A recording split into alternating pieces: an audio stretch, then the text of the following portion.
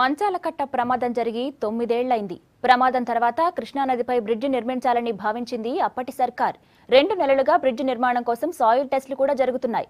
అయితే ఇప్పుడు అటవీ శాఖ అధికారులు అడ్డుకోవడంతో సాయిల్ టెస్ట్ ప్రాసెస్ ఆగిపోయింది. దీంతో బ్రిడ్జి నిర్మాణంపై జనం ఆశలు అడియాసలవుతున్నాయి.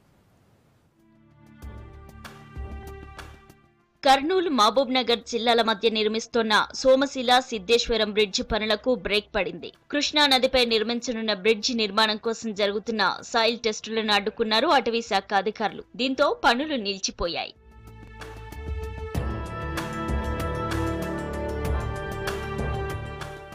సాయిల్ టెస్టుల కోసం రాష్ట్ర ప్రభుత్వం 12 లక్షలు మంజూరు చేసింది. సాయిల్ టెస్టుల కోసం కోల్కతాకు చెందిన సిఈ కంపెనీ మట్టి నమూనాలు సేకరిస్తోంది. 2 నెలలుగా ఈ పనులు కొనసాగుతున్నాయి. నది పొడవునా ప్రతి 15 మీటర్లకు ఒక డ్రిల్ చొప్పున మొత్తం 31 పాయింట్లు గుర్తించారు.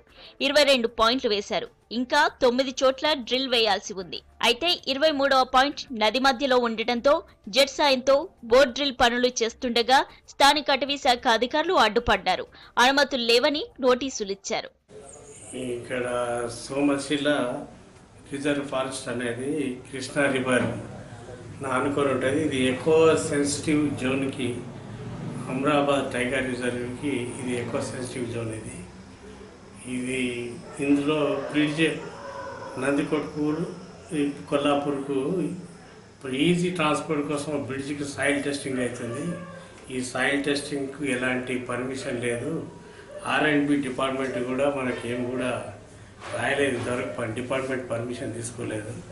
అందుకే దాన్ని ఈరోజు పర్మిషన్ కోసం వర్క్స్ అన్ని ఆపేస్తున్నది. ఇక్కడ బ్రిడ్జి నిర్మాణం చేపట్టడానికి అసలు కారణం 9 ఏళ్ల కిందట మంచాలకట్టలో జరిగిన పడవ ప్రమాదమే. 2007లో కర్నూలు జిల్లా నుంచి సింగోటన్ జాతరకు వస్తుండగా పడవ మునిగి 61 మంది జలసమాధి అయ్యారు. ఈ జాతరకు రోడ్డు మీద రావాలంటే 100 నుంచి 150 కిలోమీటర్ల దూరం ప్రయాణం చేయాలి.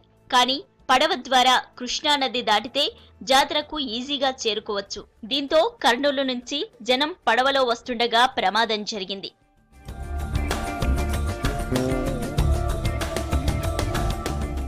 ఈ ప్రమాదం తర్వాతే సోమశిల సిద్ధేశ్వరం బ్రిడ్జి ప్రతిపాదన వచ్చింది. తెలంగాణ రాష్ట్ర ప్రభుత్వం బ్రిడ్జి నిర్మాణానికి 193 కోట్లు కేటాయిస్తూ జీవో ఇచ్చింది. బ్రిడ్జి పనుల్లో భాగంగా మొదలైన సాయిల్ టెస్టు పనులు నిలిచిపోవడంతో జనం ఆందోళన చెందుతున్నారు.